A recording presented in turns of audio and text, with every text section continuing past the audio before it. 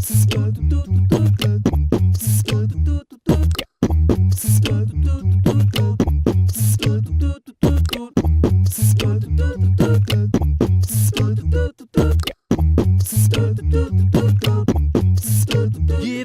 Pittsburgh. Welcome to the Pittsburgh Current podcast on a rainy day in Beachview. I'm Pittsburgh Current editor and publisher Charlie Deitch, and we are coming off of our Democratic, I guess everybody had a primary last week. You know, I paid attention to most of it. But two things of note in last week's election. There were two races where a challenger ousted an entrenched incumbent. In Allegheny County Council, Bethany Hallam defeated 20-year incumbent John DeFazio for county council's at-large seat. And in Pittsburgh City Council, Bobby Wilson, who is now the presumptive Pittsburgh City Council for District 1 on the north side, defeated incumbent Darlene Harris. We've got Bobby here with us today to talk a little bit about the campaign and about his plans for the future. Bobby, thanks for coming in. All right, thanks for having me. So, this wasn't your first run at the seat. You've had a couple of experiences on your belt against Darlene, correct? Mm. What was different going in this time, do you think, for yourself? And why did you decide, first of all, to give it another whirl? Yeah, this time there was a lot of different factors going into it. Especially a lot of different people that were interested in the race. Mm-hmm. I mean, really, we were having the same conversations that we were in 2015 when I ran. So a lot of the door knocking that we did this time, a lot of those same conversations were the same. And that's really what drove this to do this again. Yeah. Because in 2015, we had a lot of those conversations. It's just, now we're in 2019, or I guess it was 2018. Going into this election, it really felt like nothing had changed. Right. And we were hearing the same stories from people, and just really wanted to make a difference. And the incumbent, Darlene Harris, I mean, most people can, you probably don't even need to do a quick Google to kind of take a look at Darlene's career on city council. She's prided herself on constituent service, but she's also had an interesting time, an interesting tenure on council, to say the least. And I think that for those of us that watch these elections, I think that there has been a feel for a while that we were surprised that this didn't happen sooner. Because again, there are Darlene Harris, in my opinion, is very much this is who I am, take it or leave it kind of a situation. And people stayed with that for some time. Was there anything in particular this time through that you think maybe moved people more toward, because you didn't just, I mean, it wasn't a slim margin. I mean, you captured almost 57% of the vote. Any one thing or two things this time that was really different, do you think? Yeah, a couple. SEIU 32 BJ played a big role in. They have 150 members from their service workers union. Mm-hmm. A lot of janitors and also security guards and food service workers that live in the district. They really wanted to they wanted their voices to be heard this time, and so they played a big part in it as well. But also, I had an opponent last time that now supported me, which was Randy Zotter. So last time we split the vote, and so it was really nice to have that all come together at the end. Sure.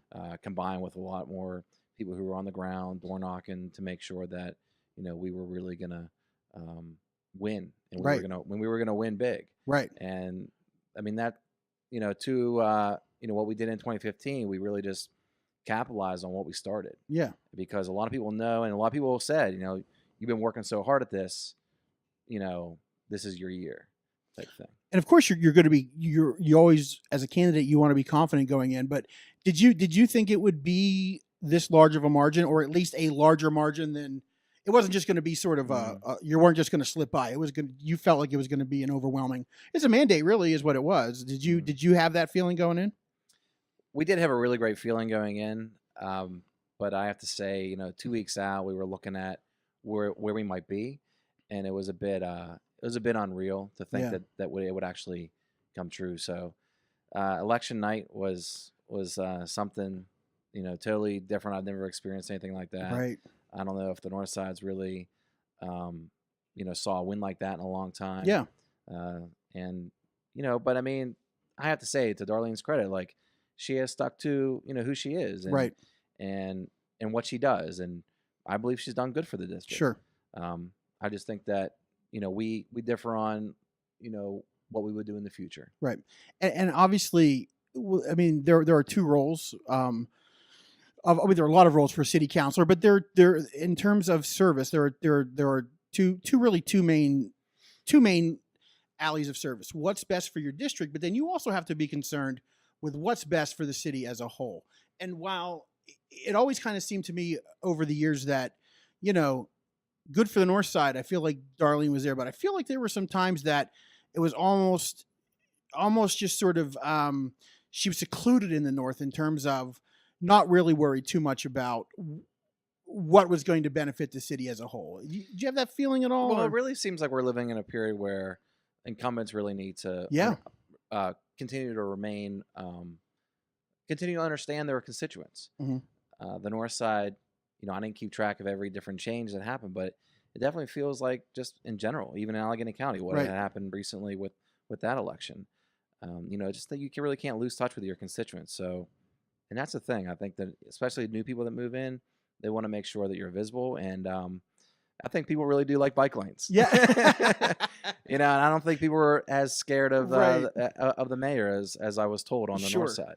Really? And we'll definitely talk a little bit about Mayor Bill Peduto here in a second for sure. But I want to go to the bigger point that you just talked about. So last year we saw it happen at the state level. We saw two entrenched incumbents, both happened to have the last name Costa. They were ousted by two political newcomers. We had, again, as I said, we had Bethany Hallam in Allegheny Council. John DeFazio. I mean, he's been the only Democratic county councilor at large that this county has known since this form of government was put in place. And she got in there and she managed to take a pretty handy victory. And one of the things I noticed was, and I would have thought that maybe some incumbents would have noticed this from the Costa races last time. There's not a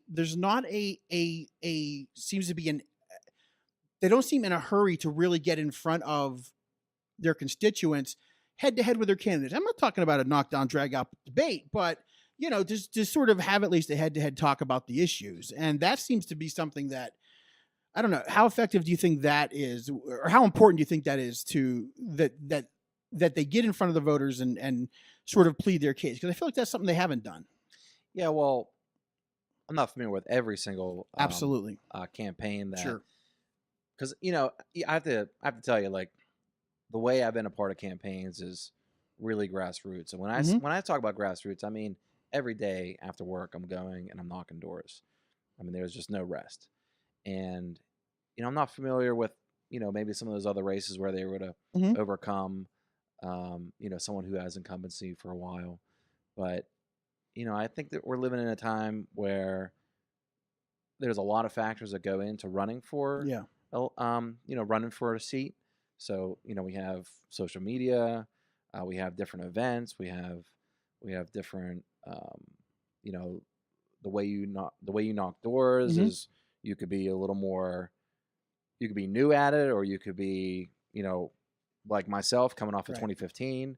Like, I'm eager to talk to voters at the doors and to really understand where we're gonna really find where we're gonna align and where we might not. Yeah. And I think that there's always been this. I mean, you had union support. There's no doubt about that. But you also had community support. Obviously, you had constituent support. And paraphrasing a quote by John DeFazio, and I don't mean to. That was a race, I guess, that I was covering, so I was really sort of looking at that one. He said something like, I'm not really sure what happened at this point. I had my support in place. But one of those, I think there's always, with longtime incumbents especially, if they have the endorsement, if they have sort of the party chairs backing them, if they have, some of the, say, unions and different organizations, I think they feel like they've made their connections. And yeah, I think we're still finding out what we don't. I'm not sure if we really know what our political structure is. Sure. If the committee's endorsement, if all of them lost this time, is that what happened? I don't know if think all of them. I don't know if all of them lost this yeah. time, but yeah. But Well, no, yeah, yeah, I'm just thinking through, right. but The just in general, yeah, like one of these bigger ones, people are probably wondering, like, why is sure. that and how did it happen? And just like the quote that you mentioned, and so I think people are seeing that, we may need to rethink on who is really guiding our political Right. influence. And I think that, I mean, important to note that Mayor Bill Peduto didn't have the times he ran previously. He didn't have a party endorsement. It had gone to well, when he was the time he was elected, it was his competitor had dropped out of the race and they decided not to name. They decided not to endorse. But previous to that, I mean, he won. Folks like Bruce Krause in the past, they've won without endorsements, and Right. so I think you're right. I think that there is a need to look at the system, maybe the county endorsement process a little bit. Yeah, I mean, I think that a lot of people, even their community group, they want to be involved, and they're not sure how, really if they can make the meeting. Yeah, A lot of these people that are really invested in voting, they work 2 jobs. Maybe right, they're not able to make it to the right. community meeting. What does it really take to be a committee person? Yeah, To get the to go and vote for the endorsement. Some people really aren't that tapped into it. So, and I don't know if they would be based on these results. right. You know. It's interesting. Yeah, it's one of those things that I think that I don't know when we'll figure it out or when we'll see exactly be able to really pinpoint as to, what's working, what needs to change or what. But it's there's definitely change happening. I guess now the thing is to put your finger on what it is and try and bottle it. I guess for other Yeah. candidates. Yeah. Yeah, I really see a lot of honesty this Yeah. in this day and age. I think that's transparency and honesty. Right. I think people really want to see like the real story behind Right. things, and they really want to know more about you. Not because it's about the candidate, but Mhm. just like that you're relatable, that Right. you're a real person, that you're not just going to be behind a desk, and you're going to be in the community, Yeah. and you're going to be out there talking to anyone and everyone. When would you say that you sort of got the bug to sort of be involved in the election process, but also just the civic process in terms of community involvement and so forth? What was sort of the onus for you to kind of get involved on a larger level and run for office? Well, I have to say, I was fortunate enough to be a part of Sarah Hines' house. Mhm. It's a boys and girls club on the Right. north side, and just today I saw the person who um, he was a staff person there, and we had this different organization. It was called like the Lead Team, and then there was also the Keystone Club. So there was these different organizations that I was able to be a part of when I was Right. like 14, and I can't say that I was ever the best leader. And these are people who would help you along the way. Yeah. And I think I was fortunate enough to be a part of those early younger groups, and I still stay in touch with them. Those are my best friends, Right. people that were in those groups with me.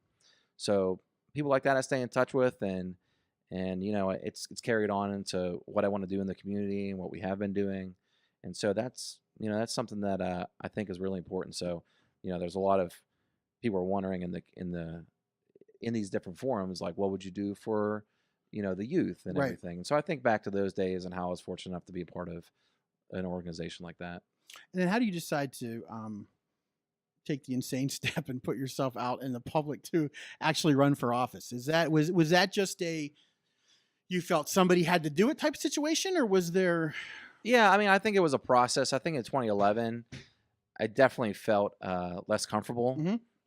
It was Yeah. it was like, I think on the north side, a lot of us saw Luke Ravenstall Right. and what he was able to do, and new leaders, new younger leaders, and I think that was big. I think that was big for Yeah. the north side, Right. and in a way that I saw that, and I can't say that we align Right. a lot, Right.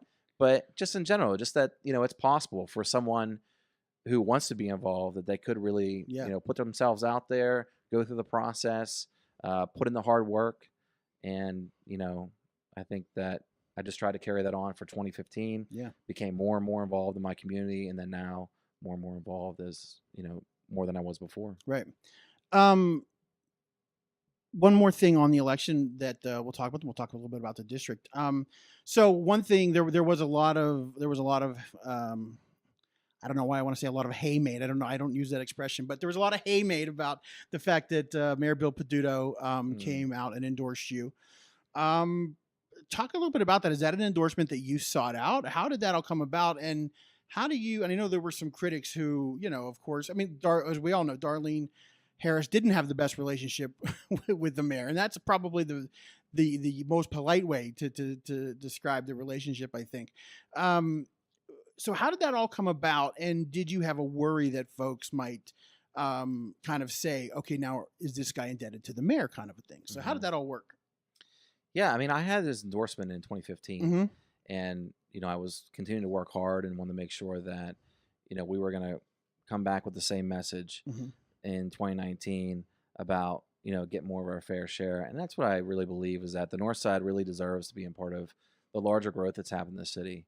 But we still going to need to make sure there's a place for everyone. Yeah. But I think that the mayor wants a partner on the North Side, and that's important. And I think that shows now with the results that, I mean, that is right. That is what, I mean, there's nothing wrong with trying to, make better relationships. Sure. And I think the whole city can benefit from that. Right.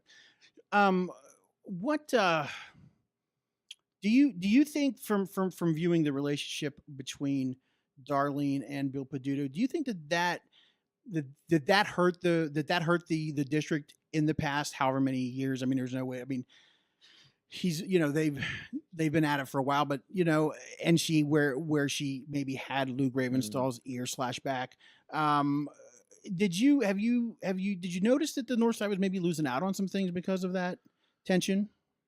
Well, what I can say is I did pick up on how certain community groups might want something done. Yeah. And they may see a path with the mayor's office, and so they may want to talk to them directly, and that may have that could have caused some maybe some little bit of animosity, or sure, maybe just some confusion. Right.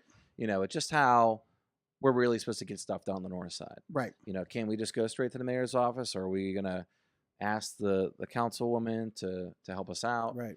To carry our message to the mayor's office. And so I think that's a real difference that we can make this time, is that I can be the person on the ground on the North Side, really carrying the messages of all, or carrying the needs of all the different community groups, and making sure that like we're getting it done together.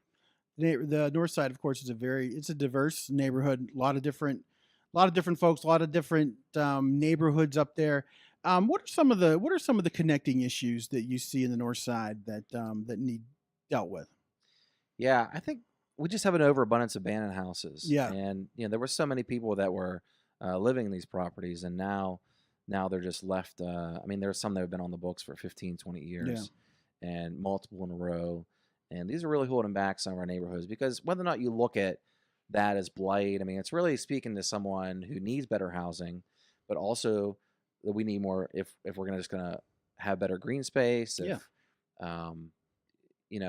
it's going to be repaired in a way that's affordable, or even some, we always can't, what's public we should be able to control. Yeah. But some of this that's private, we're not going to be able to control, and so we need to use like all these tools that we can to make sure that these spaces are turned into spaces that the community wants. Absolutely. You're listening to the Pittsburgh Current podcast, live today from Beachview. As always, we're here with presumptive Pittsburgh City Councilor for District 1, Bobby Wilson. We're talking about the election. We're talking about the North Side. So how long have you been on the North Side? Are you a lifelong guy? Yeah, I'm a lifelong guy. So I went to like Northview Heights Elementary School, and just went to like city schools. I did go away to Shaler for a couple years. I went to Shaler for 11th and 12th grade. So. Okay. Then I went to Edinburgh for I went to Edinburgh. You knew about that? I didn't know about that, but I know Edinburgh. My niece plays softball for Edinburgh, so it's a great school. Yeah, it's a good school. So I was there for maybe like a year and a half. Yeah, and then I studied abroad in Poland for 6 months, and then when I came back, I transferred to Pitt, and I've really been there ever since, because I went to undergrad. I finished up undergrad there. Yeah. And then I did a master's program there, and then I work there now.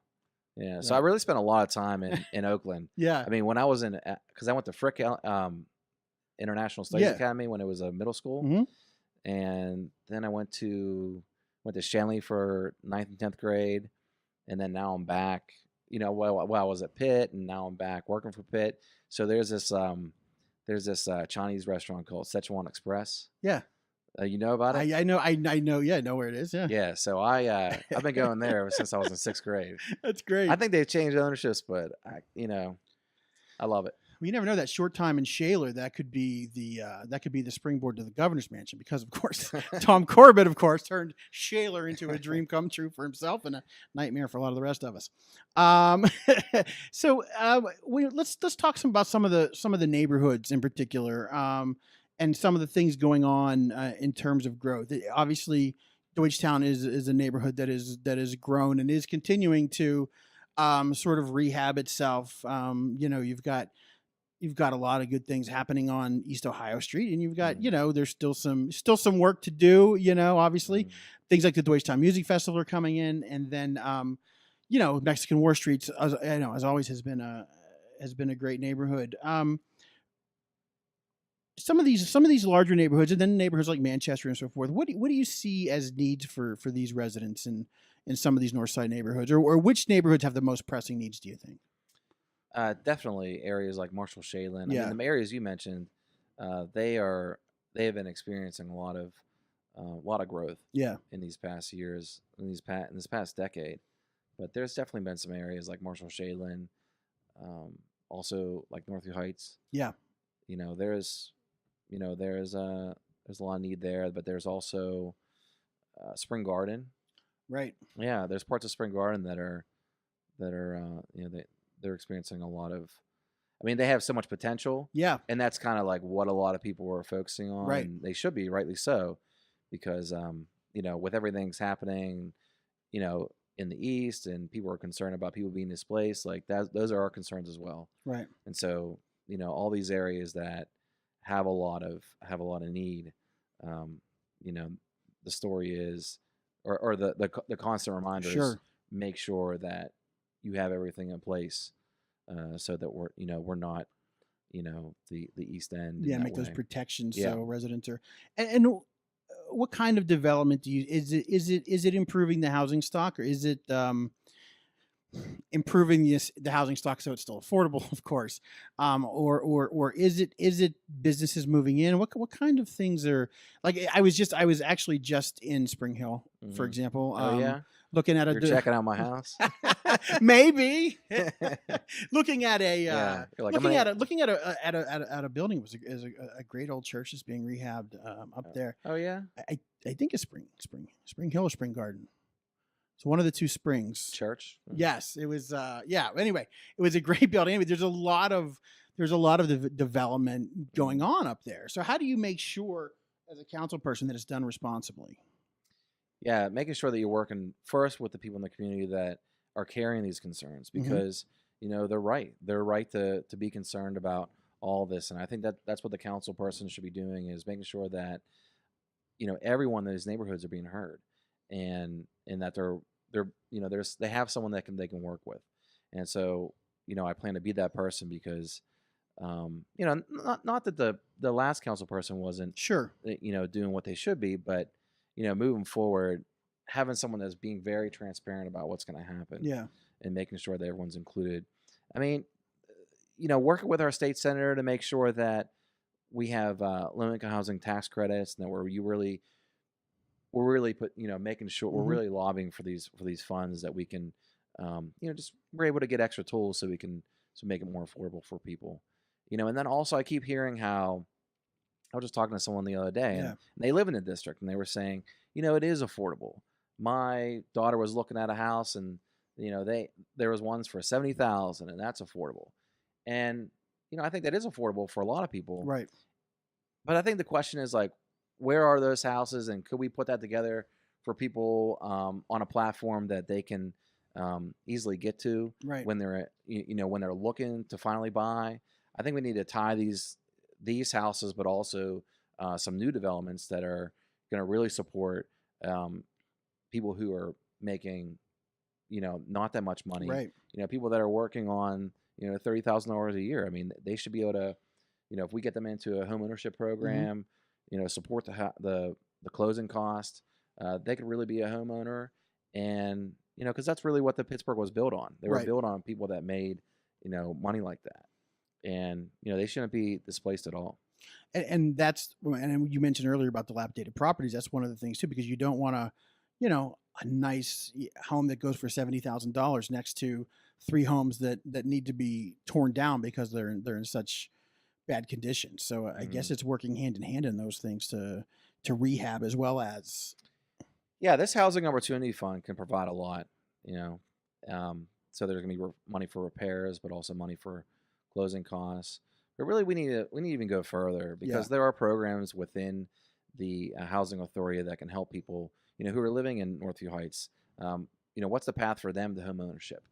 And there's a lot into a home that you have to do. Like every weekend, you gotta do a little bit of maintenance here and there. And so there's a lot more than just like, okay, here's the money and this is what you need to do to own the home. And then once you get it, to make sure it's being kept up and everything. So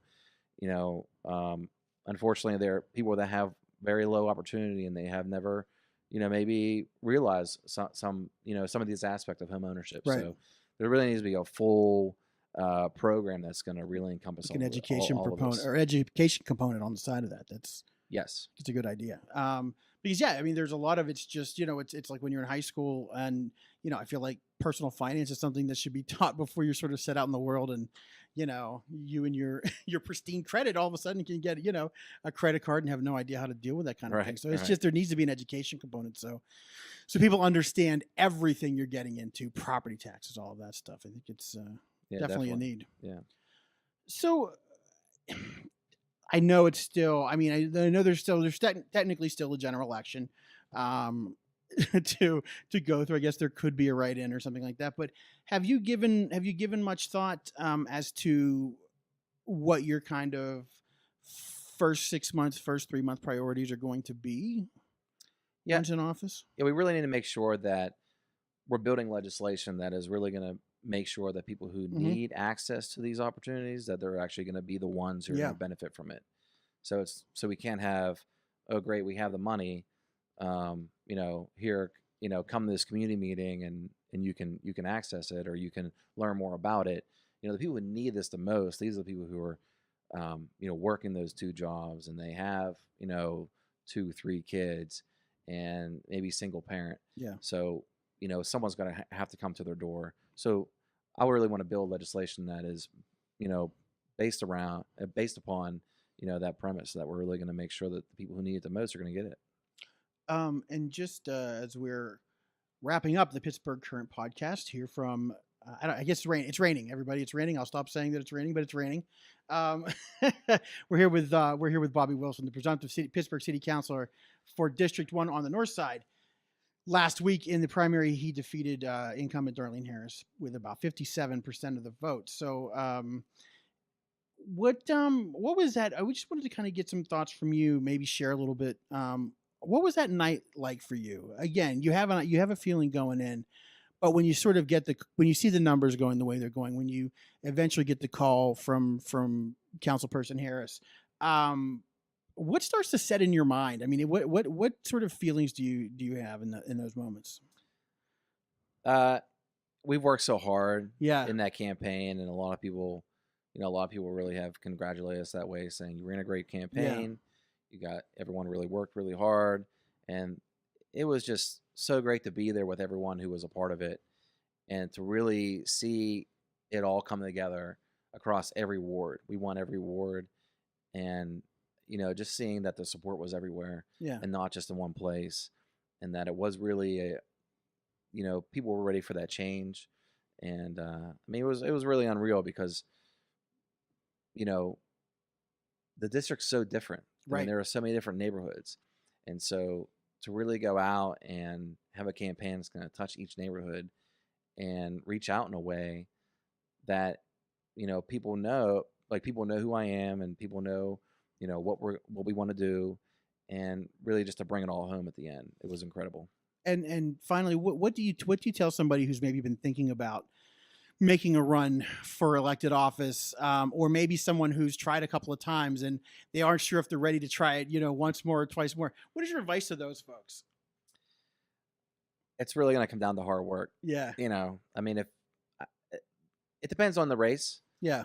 For these local races, you can go out and you can knock every door, but for the larger ones, it's probably gonna have to be a bigger, like, Facebook platform, Twitter platform. You're really gonna have to work hard at that. I mean, I would go back to saying just be yourself, because I think more and more we see, even with the national stuff. Yeah. People are just being themselves and letting everyone know that they're approachable. Yeah. And I think that's really what people want. People want to know that it's no more of the everyone's got to look the part in the suit. Right. That they're really going to be, and that's what I want to do. I want to be in the district, making sure that people are being heard. So having office hours in the district is going to be important. Absolutely. And I think people see that. Yeah. People know when you're present and when you're present around election time. I guess it's people notice the difference of how people know how active you are. Mm-hmm. Yes. Fantastic. Bobby Wilson, thank you so much for joining us today. The latest issue of the Pittsburgh Current is available on our retail racks and our boxes. It is our Pride issue. We've got some coverage of the People's Pride.